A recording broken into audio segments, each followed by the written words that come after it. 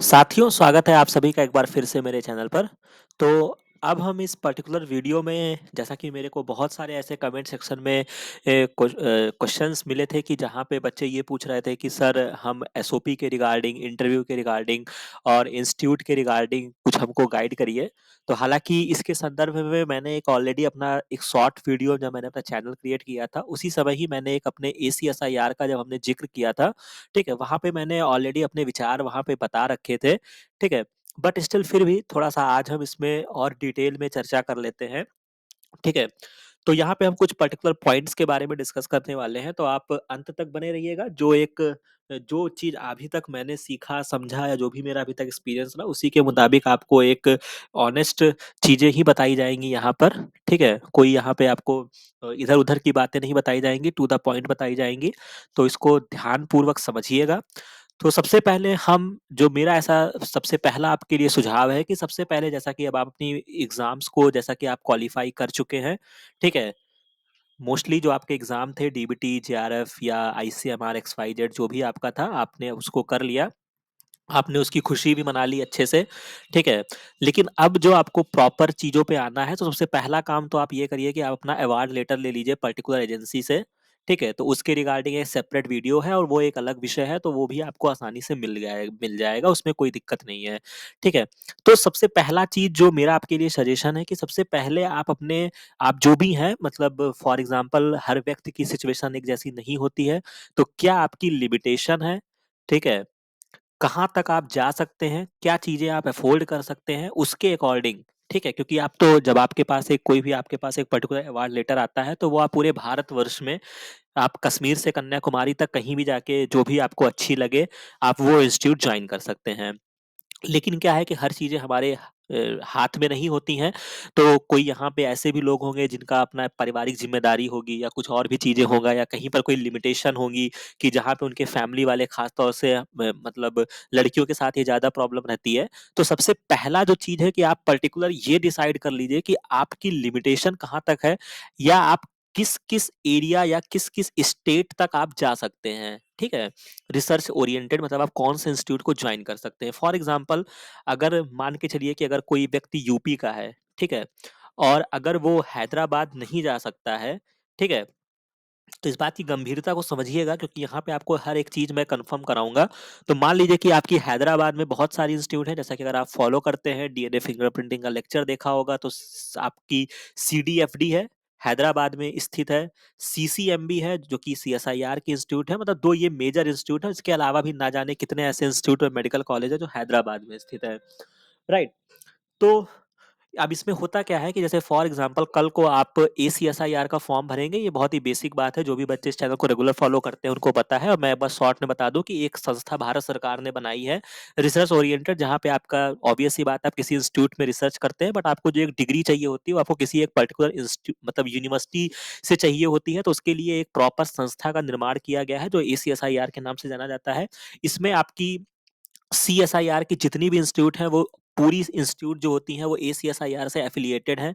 DBT की भी most of the institute अब एसीएसआईआर से अपना कोलैबोरेशन कर चुकी हैं। आईसीएमआर की भी इंस्टीट्यूट जो है वो एसीएसआईआर के माध्यम से एडमिशन ले रही हैं।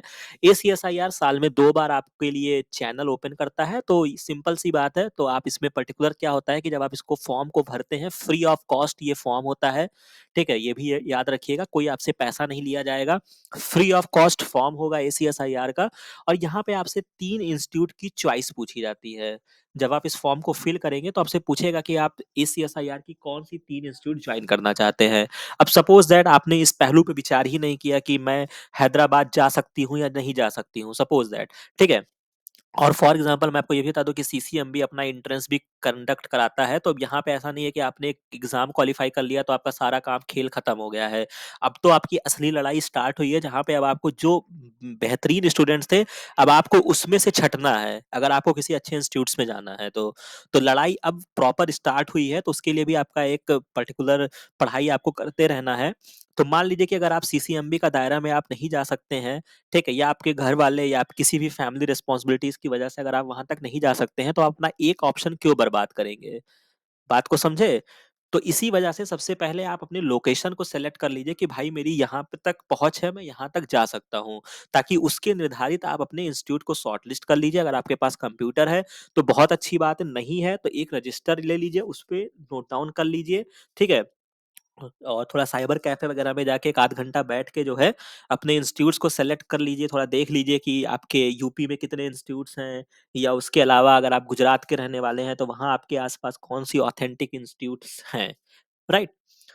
तो ये आपके लिए पहली चीज़ जो मेरा सजेशन है कि सबसे पहला काम जो आप करेंगे, वो आप क्या करेंगे, वो अपने इंस्टीट्यूट को सर्च करेंगे। अपने एसीएसआईआर में भी अगर आपको 3 इंस्टीट्यूट को सेलेक्ट करना है, तो वो कौन-सी 3 इंस्टीट्यूट आपको सेलेक्ट करनी है, उस पर पहला काम आप करेंगे। दूसरी चीज़ यहाँ पे मैं आपको एक चीज़, वो मेरा अपना पर्सनल ऐसा सजेशन है, क्योंकि आप इस चैनल के माध्यम से जुड़े हैं, तो जो भी चीज़ें आपके हित में होंगी वही आपको बताई जाएँगी। तो मेरा ऐसा सजेशन है कि प्रयास करिएगा, आपके पास एक अपनी खुद की एक फेलोशिप है, भारत सरकार ने आपको एक अच्छा-सा टैग दे दिया है। तो प्रयास करिएगा कि प्रॉपर रिसर्च इंस्टीट्यूट को जॉइन करने का प्रयास करिएगा, ठीक है? अल्टीमेटली वो आप पे डिपेंड करता है, मुझे किसी से कोई गिला-शिकवा नहीं है, आप मेडिकल कॉलेज भी जा सकते हैं, आप किसी यूनिवर्सिटीज़ को भी जॉइन कर सकते हैं। अल्टीमेटली कोई भी होगा, वो सब आप अल्टीमेटली जो आप लेकर निकलेंगे, वो आप पीएचडी की डिग्री ही लेकर निकलेंगे। बट चूँकि अगर आप एक अच्छा रिसर्च करना चाहते हैं, कल को अपने पोस्टडॉक के लिए कहीं और अच्छी जगह जाना चाहते हैं, एक प्रॉपर एनवायरनमेंट लेना चाहते हैं, तो थोड़ा-सा यूनिवर्सिटीज़ से बचिएगा और मेडिकल कॉलेज से भी बचनिएगा, ठीक है? बाकी कोई ऐसा दिक्कत नहीं है, अगर आप जॉइन करते हैं, तो बहुत अच्छी बात है, कोई किसी से कम नहीं है, बट स्टिल फिर भी जो चीज़ जिसके लिए बना है, आप उसके लिए जाइएगा। मतलब रिसर्च के लिए सीएसआईआर संस्था है, तो जो सीएसआईआर की इंस्टीट्यूट है, डीबीटी की इंस्टीट्यूट है, आईसीएमआर की इंस्टीट्यूट है, आप उन पे जाइएगा, राइट? बाकी आपकी अपनी श्रद्धा भक्ति, उसमें मेरा कोई दिक्कत की बात नहीं है। आपको जो अच्छा लगे, जो आपके लिए हितकारी हो, आप उसको जॉइन करिए। तो 2 बातें यहाँ पर हो गई हैं। पहली बातें हमने इंस्टीट्यूट्स के रिगार्डिंग बात कर ली। अब हम बात करेंगे यहाँ पे प्रिपरेशन ऑफ द इंटरव्यू। तो प्रिपरेशन ऑफ द इंटरव्यू के लिए आपको क्या करना है? जैसा कि ऐसा बहुत बार ऐसे क्वेश्चंस पूछे जाते हैं कि सर इंटरव्यू के रिगार्डिंग हमको क्या करना चाहिए? तो पहली चीज़ तो मैं ये आपको सजेस्ट करूँगा कि जिस तरीके से कोविड की वजह से बहुत सारी चीज़ें जो हैं वो चेंज हुई हैं, ठीक है? मतलब उससे आपको फ़ायदा भी हुआ है, और फ़ायदा आपको ये हुआ है कि आप मान लीजिए कि अगर आप घर बैठे, मान लीजिए कि अगर आप यूपी में रहते हैं, तो आप सीसीएमबी का इंटरव्यू ऑनलाइन दे सकते हैं। ठीक है? अगर जिस दिन आपका सिलेक्शन हो जाता है, मान लीजिए कि आप सीडीएफडी जो कि ऑनलाइन इंटरव्यू करा रहा है, तो आपको क्या करना है, आपको घर बैठे अपना केवल नेट कनेक्टिविटी आपकी अच्छी होनी चाहिए, आप जॉइन करिए, लास्ट तक का सारा खेल देखिए, ठीक है? उसके बाद अगर आपका सब कुछ चयन हो जाता है, तो अपना बैग पैक करिए और वो इंस्टीट्यूट जाके जॉइन कर लीजिए, ठीक है? तो ये बहुत ही पॉजिटिव चीज़ें हैं कि आप सारा काम दूर से रह के कर सकते हैं, सिर्फ़ ऐन मौके पर आपको जाना होगा। हालाँकि अब थोड़ा-सा इंस्टीट्यूट्स बुलाने भी लगे हैं, बट स्टिल मोर और लेस आपका स 70% इंस्टीट्यूट जो हैं, वो अभी भी ऑनलाइन इंटरव्यू को प्रेफ़र कर रही हैं। तो एक चीज़ आपके लिए ये अच्छी बात है कि आपको ऑनलाइन सारी चीज़ें मिल रही हैं, ठीक है? दूसरी इम्पोर्टेंट चीज़ ये है कि ऑनलाइन और ऑफ़लाइन में बहुत फ़र्क होता है, वो आपका पर्सन टू पर्सन वैरी करता है, क्योंकि वो चीज़ें कभी-कभी ऐसा भी होता है कि कोई इंसान किसी के सामने बैठ के आंसर देने में ज़्यादा कम्फ़र्ट होता है ऑनलाइन के, या कुछ लोगों को पैनिक हो जाते हैं अगर वो कहीं पर अपने, जैसे फॉर एग्ज़ाम्पल अगर आप एमएससी में कभी आप नोटिस किए होंगे, या बीएससी एमएससी में जाके प्रैक्टिकल में कोई टीचर्स आते थे आपका इंटरव्यू लेने के लिए या आपसे क्वेश्चन आंसर करने के लिए, तो बहुत सारे बच्चे ऐसे होते हैं कि जिनको आता बहुत है, बट किसी व्यक्ति के सामने वो क्या होते हैं, परेशान हो जाते हैं। तो उनके लिए तो बहुत अच्छी बात है कि आपको दूर से ही फेस करना है, आपको वो पर्टिकुलर एनवायरनमेंट नहीं फेस करना है, ठीक है? तो उसको आप पॉजिटिव ही लेकर चलिए, जिसमें आप मल्टीपल इंस्टीट्यूट्स के इंटरव्यू आप दे सकते हैं। बेसिकली 3 बातें जो मैं आपको बार-बार बोलता हूँ कि बहुत ज़्यादा घबराने की ज़रूरत नहीं है, ठीक है? और इस लेवल के आने के बाद जब आप कोई भी एक पर्टिकुलर एग्ज़ाम को आप क्लियर कर लेते हैं, ठीक है? सीएसआईआर है, डीबीटी है, आईसीएमआर है, तो मान के चलिए कि जो आपके सामने जो बैठा हुआ व्यक्ति है, जो साइंटिस्ट है, जो आपका पैनल में इंटरव्यू लेंगे, जो कि आपके 7 से 8 ग्रुप में जो भी होंगे एक्स, वाई, जेड, उनको पता है कि आपको पता है, आपको साइंस पता है, ठीक है? आपने पढ़ लिया, आपको सेल सिग्नलिंग आती होगी, आपको इम्यूनोलॉजी आती होगी, आपको ये आती होगी, उतना उनको पता है। लेकिन अब जो वहाँ पे आपसे केवल क्या पूछना चाहते हैं, वो आपसे ये जानना चाहते हैं कि आपको जो बेसिक चीज़ें हैं, क्योंकि होता क्या है ना कि आप तो अल्टीमेटली आप तो एग्ज़ाम क्वालीफाई करते हैं, राइट? वहाँ पे तो ये तो नहीं लिख कर आएगा ना कि आपने बफर के सॉल्यूशन के कितने क्वेश्चन आपने सॉल्व किए, ठीक है? या आपने सेल्फ सिग्नलिंग के कितने क्वेश्चन सॉल्व किए। हो सकता है कि आपका नॉर्मेलिटी पे कमांड ना हो, लेकिन आपने कोई एग्जाम क्रैक कर लिया। लेकिन क्या है कि थोड़ा-सा ये एक बिटर ट्रुथ है कि जो रिसर्च में जब आप जाएँगे बेसिक, तो आपको नॉर्मेलिटीज़ वगैरह, मोलैरिटीज़ वगैरह ये सब आनी चाहिए कि आप पर्टिकुलर पीएच का सॉल्यूशन बनाएँगे, ये करेंगे, वो करेंगे। तो जो पहला क्वेश्चन आपसे अराइज़ होता है, ये मैं लिख देता हूँ कि आप इस पे थोड़ा-सा कमांड करिएगा, और मैं बार-बार बोलता भी हूँ कि बफर सॉल्यूशंस वगैरह से रिलेटेड नॉर्मेलिटी हो गया, मोलैरिटी हो गया, इस पे थोड़ा-सा आप कमांड करिएगा, क्योंकि क्वेश्चंस वहाँ से आपसे पूछे जाते हैं, क्योंकि साइंटिस्ट को पता है कि ये बच्चा तो साइंस तो मैं इसको समझाऊँगा, ये कर लेगा, लेकिन बेसिक चीज़ें आती हैं कि नहीं आती हैं। तो वहाँ से क्या होता है कि आपका कैलकुलेशन भी चेक हो जाता है, और मान लीजिए कि कुछ घुमा-वुमा के पूछ लिया, तो आपकी स्किल चेक हो जाती है कि आप कितना सिचुएशन को टैकल कर सकते हैं। राइट। तो सबसे पहली चीज जो मुझे ऐसा लगता है कि आपको अपनी बेसिक्स को वापस से ध्यान करना होगा। ठीक है, बफर्स के क्वेश्चन, मोलैरिटी, नॉर्मेलिटी, ये सारी चीजें आपके टिप्स पे होनी चाहिए, और हो सकता है कि वो आपसे पेन से लिखवा के क्वेश्चन भी पूछ लें। ठीक है, मान लीजिए कि उन्होंने पूछ लिया कि 0.9% NaCl सोल्यूशन कैसे बनाओगे, 1 मोलर NaCl कैसे बनाओगे, तो ऐसे क्वेश्चंस वो पूछते हैं, और ऐसे ही वो क्वेश्चन पूछेंगे। ठीक है? तो ये आपका हो जाता है जहाँ पे आपसे इंटरव्यू के टाइम पर ऐसे क्वेश्चंस पूछे जा सकते हैं। इसके अलावा अब जो 2 बातें आपके लिए हैं कि 2 बच्चे इस कैटेगरी में आते होंगे। ऐसे बच्चे भी आते होंगे जिनका अभी मास्टर्स 2021 में कंप्लीट हुआ होगा, या मान लीजिए 2022 में कंप्लीट हुआ होगा। तो हालाँकि ऐसे बच्चों को मैं कहूँगा कि ये इनको बहुत ज़्यादा मेहनत नहीं करना है, बस अनटिल अनलेस कुछ ये बहुत खराब परफॉर्मेंस उस दिन आप ना कर दीजिए, तो आपका रास्ता आसान ही है, कोई आपको बहुत ज़्यादा दिक्कत नहीं आने वाली है। ठीक है? क्योंकि वो ऑलरेडी इम्प्रेस हो जाते हैं कि आपका अपीयरिंग में क्लियर हो गया, या आपने टाइम रहते निकाल लिया। दूसरे कैटेगरी के वो बच्चे होते हैं जिनका एमएससी 2017 का हो सकता है, 16 का हो सकता है, 19 का हो सकता है, 20 का हो सकता है। ठीक है? तो ऐसे स्टूडेंट्स जो हैं उनको थोड़ा-सा अपने ईयर गैप के बारे में भी देखना पड़ेगा कि आप, क्योंकि कभी-कभी ऐसे क्वेश्चन्स एग्ज़ाम में पूछे जाते हैं, और रिसेंट में भी मेरा ऐसा एक्सपीरियंस रहा है, जिन लोगों को मैंने गाइड किया, वहाँ पे ऐसे क्वेश्चन्स पूछे गए कि आपका ईयर गैप होने का क्या वजह है? ठीक है? तो ऑब्वियस सी बात है कि क्योंकि सामने वाले बंदे को भी पता है कि 7-8 महीने या 1 साल की पढ़ाई सफिशिएंट है इस एग्ज़ाम को क्रैक करने के लिए, तो आपको इतना टाइम कैसे लग गए? तो एक क्वेश्चन आपको इसके लिए भी आपको प्रिपेयर करना होगा विद प्रॉपर जस्टिफिकेशन के साथ कि आप इसका क्या बढ़िया-सा आंसर दे सकते हैं, ठीक है? तो एक कैटेगरी में हो गए, तो यानी कि इस जो कैटेगरी वाले बच्चे हैं, इनके लिए थोड़ी-सी मेहनत बढ़ जाती है कि आपको इस चीज़ों को अपना सुधारना होगा, और बाकी चीज़ों में आपको अच्छी परफॉर्मेंस करनी होगी, ठीक है? इसके बाद क्या है कि आपसे जो क्वेश्चन बेसिकली पूछा जाएगा, वो आपसे डिसर्टेशन से रिलेटेड पूछा जाएगा। तो मान के चलिए, मेरा जहाँ तक मेरा ऐसा मानना है कि 2017 के बाद के सारे जो बैचेस होंगे उनका एमएससी में डिसर्टेशन हुआ होगा। उसके पहले वालों के केस में नहीं हुआ होगा। तो आप मान के चलिए कि आप किस यूनिवर्सिटी से आते हैं, छोटी यूनिवर्सिटी है, बड़ी यूनिवर्सिटी है, उससे कोई फ़र्क नहीं पड़ता है। अगर आपने किसी प्रॉपर जगह से डिसर्टेशन किया है, सीएसआईआर की किसी लैब से किया है, या आईसीएमआर की लैब से किया है, आईआईटीज़ से किया है, तो सबसे पहला जो आपसे क्वेश्चंस पूछा जाएगा वो आपके डिसर्टेशन से रिलेटेड पूछा जाएगा। तो जब आपने इंटरव्यू के लिए जाएँगे, तो अपने डिसर्टेशन वाले चीज़ों को प्रॉपर रिकॉल करके जाएँगे। जो भी आपने वहाँ पे टेक्निक की थी, जो भी आपका वर्क था, ठीक है? जिस इंस्टीट्यूट से किया था, उसके रिगार्डिंग आप प्रॉपर पढ़ कर जाएँगे, ठीक है? तो कुल मिला के डिसर्टेशन आपको प्रॉपर करके जाना है। दूसरी पॉपुलेशन हमारी ऐसी होगी कि जिनका डिसर्टेशन हुआ ही नहीं होगा, तो ऐसे बच्चों को घबराने की ज़रूरत नहीं है। जब आपका डिसर्टेशन ही नहीं हुआ, तो आप क्या आंसर करोगे वहाँ पे? तो सामने वाले व्यक्ति को भी पता है। तो अगर आप अच्छी परफॉर्मेंस करते हो, बाकी चीज़ें हैं, तो उनको भी पता है कि आज के, मान लीजिए कि 2014 में जब डिसर्टेशन नहीं होता था, तो क्या 2014 और 15 के बैच वाले बच्चे के आज साइंटिस्ट नहीं बने हुए हैं? बिल्कुल बने हुए हैं, अच्छा काम करके वो बाहर गए हुए हैं। तो ये चीज़ें क्या होती हैं कि समय के साथ आप सीखते हैं। तो ऐसा नहीं कि आपको कोई घबराने की ज़रूरत है, बट जो पहला क्वेश्चन जब आप मतलब जब इंटरव्यू के पैनल में घुसेंगे, जाएँगे, तो आपसे हाल-चाल पूछने के बाद आपसे पहला जो क्वेश्चन अराइज़ होगा, वो आपके डिसर्टेशन से रिगार्डिंग होगा कि आपने अपने डिसर्टेशन में क्या किया है। जो भी टेक्निक आपने की थी वहाँ पे, मान लीजिए आपने एलाइज़ा न किया था, या आपने वेस्टर्न किया था, आपने पीसीआर किया था, जो भी किया था उसका पूरा प्रिंसिपल पढ़ के जाइएगा। जो भी आपकी डिसर्टेशन में आपकी थीसिस का काम था, क्या आपका कन्क्लूज़न निकला, क्या आपकी हाइपोथेसिस थी, क्या आपका आउटकम आया, उस सारी चीज़ों को करके जाइएगा। तो यानी सिंपल से वर्ड में आपको अपना डिसर्टेशन तैयार करके जाना है। ठीक है, ये बातें हो गई। अब कुछ और पहलू को देख लेते हैं। तो यहाँ पर हमने ये सारी बातों को कवर कर लिया। एरिया ऑफ इंटरेस्ट आपको अपना पहचानना है। डिसर्टेशन से आपसे क्वेश्चन पूछा जाएगा। स्टॉक सॉल्यूशंस वगैरह जैसे मैंने आपको बताया कि मोलालिटी, नॉर्मेलिटी, इन सब चीज़ों को आपको तैयार करना है। अगर आपका ईयर गैप है तो आप उसका एक प्रॉपर एक्सप्लेनेशन सोच लीजिएगा, ठीक है? जो हमारे नए बच्चे हैं उनको ज़्यादा प्रॉब्लम नहीं होगी, आराम से आपको करना है।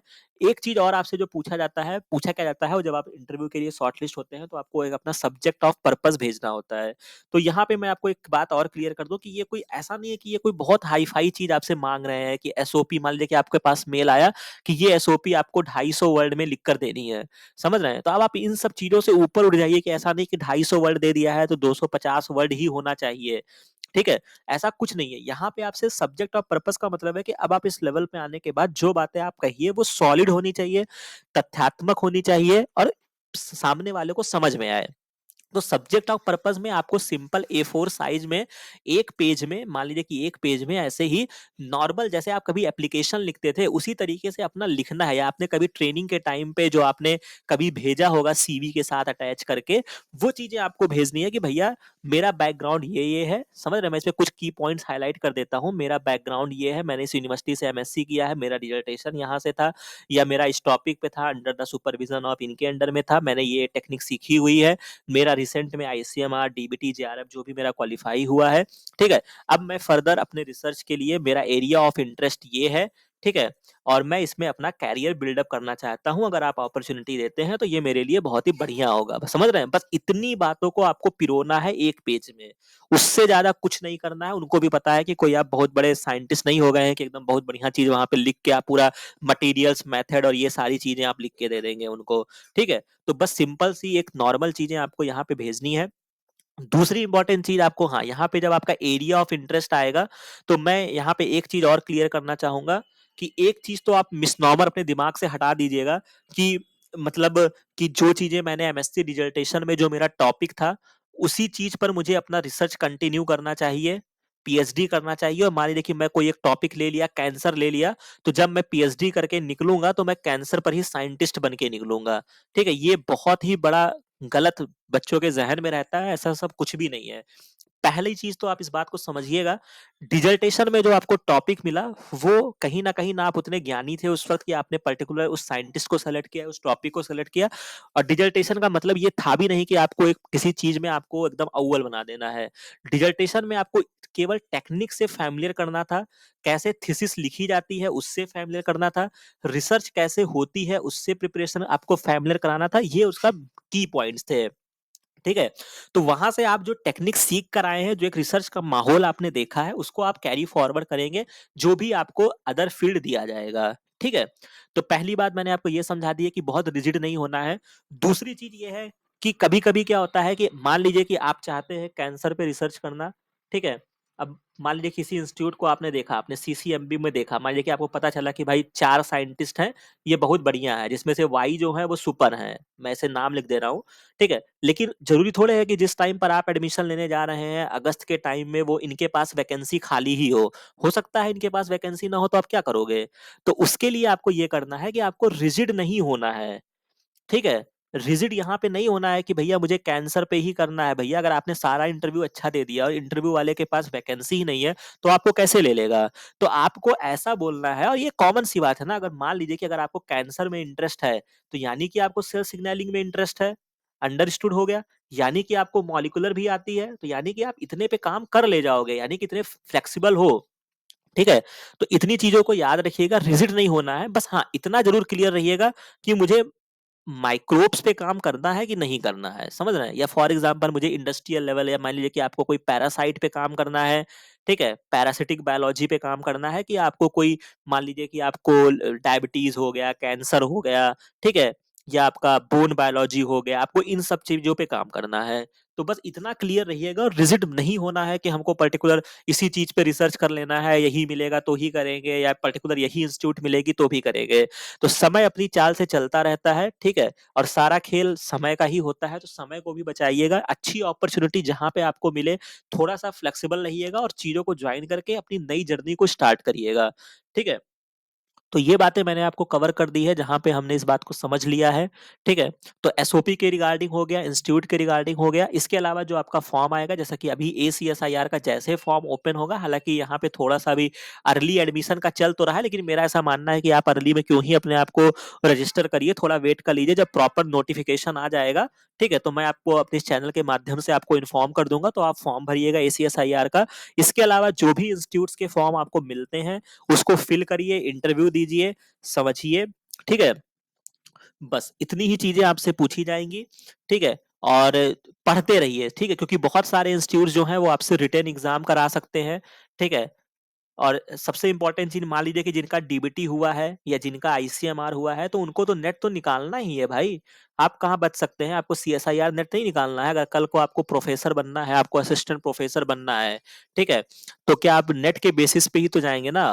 अब मानता हूँ कि अगर आप कहीं पर पीएचडी कर भी लिए सपोज़ दैट, लेकिन फिर भी जब आपका क्या बनता है, उसको बोलते हैं नंबर बनते हैं ना, उसको बोलते हैं, अभी नाम नहीं याद आ रहा है, एकेडमिक स्कोर बोला जाता है, ठीक है? तो उसमें क्या होता है कि आपके नेट क्वालीफाई होते हैं तो आपको पर्टिकुलर 5 मार्क्स मिलते हैं, ठीक है? तो क्या आप ये अपना 5 मार्क्स छोड़ना चाहते हैं? नहीं छोड़ना चाहते हैं ना? तो पढ़ाई ज़रूर करते रहिए, इंस्टीट्यूट को जॉइन करते समय आपको एंट्रेंस भी देना पड़ सकता है, तो आप एंट्रेंस के रिगार्डिंग भी पढ़ाई करिए, इंटरव्यू के रिगार्डिंग अच्छे से पढ़ाई करिए, जो समझ में आए। बाकी हाँ, इंटरव्यू के टाइम पर ये नहीं है कि हाँ भैया हमको इंग्लिश ही बोलना है, भैया हम हैदराबाद जा रहे हैं तो पूरा एकदम इंग्लिश में बोलना है, सीडीआरआई आ रहे हैं, तो इंग्लिश में ही सारी बातें करनी है। ठीक है? आराम से धैर्यपूर्वक जो भी समझ में आता है आप बोलिएगा, जहाँ पे आप फँसते हैं आप बाइलिंगुअल भी बोल सकते हैं, ठीक है? लेकिन सही बोलिए, लॉजिकल बात बोलिए, ठीक है? तो लैंग्वेज का कोई बहुत बड़ा यहाँ पे रोल नहीं रहता है, आप अच्छे से अपनी बात को रखिए, ठीक है? अच्छे तरीके से इंटरव्यू दीजिए, तो यही सारी चीज़ें हैं जो मुझे आपके साथ साझा करनी थी। आशा है कि अभी तक इन सारे पॉइंट्स में वो सारी चीज़ें आपकी कवर हो गई होंगी। बाकी कुछ चीज़ें रह गई हैं तो आप हमारे लक्ष्य जेआरएफ चैनल पे जॉइन करिए, वहाँ पे आप पर्टिकुलर मैसेज भेजिएगा। नेक्स्ट वीडियो में हम उन सब बातों को भी कवर करेंगे, आपको पर्सनल उन चीज़ों का मैं लक्ष्य जारक चैनल पे आपको उसका रिप्लाई मिल जाएगा, ठीक है? तो ये सारी चीज़ें थी, बाकी मुझे नहीं लगता है कि इसके बियॉन्ड कुछ होगा, बहुत ज़्यादा टेंशन भी नहीं लेना है कि हाँ, अरे भाई साहब ये इंटरव्यू देने जा रहे हैं, कैसे क्या होगा? समय के साथ सारी चीज़ें आप सीख लेंगे, ठीक है? तो कुछ चीज़ें समय पर छोड़ के अपना नियमित पढ़ाई करते रहिए, इंटरव्यू के रिगार्डिंग जब फॉर्म आए उसको फिल कर दीजिएगा, ठीक है?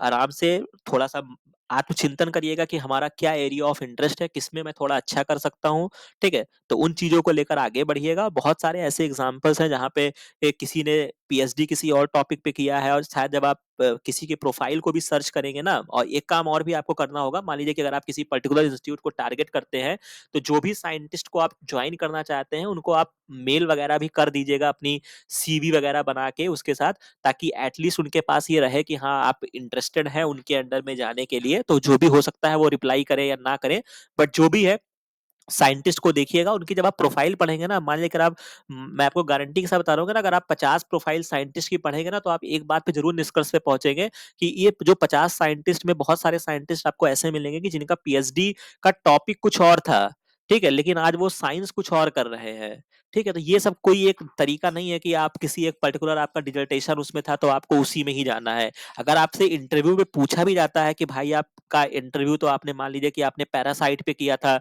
अब आप क्यों जाना चाह रहे हो कैंसर पे?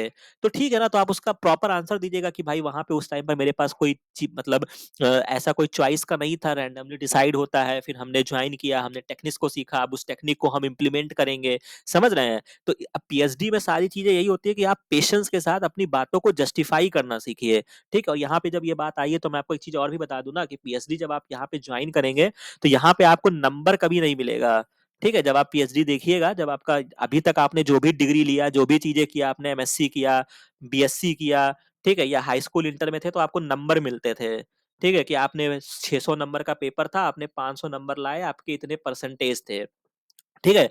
लेकिन पीएचडी में क्या होता है कि पीएचडी में नंबर-वंबर नहीं होता है। पीएचडी में क्या होता है, आपकी अपनी एक हाइपोथेसिस है, जिस पे आपने अपना काम किया और आपको उसको डिफेंड करना होता है। समझ रहे हैं? तो उस डिफेंड तो आपको करना ही है, तो वही चीज़ आप सीख रहे हैं, तो आज से ही उस चीज़ को सीखिए कि आप अपनी बात को कैसे डिफेंड कर सकते हैं, सामने वाले को कैसे आप समझा सकते हैं, कन्विंस कर सकते हैं।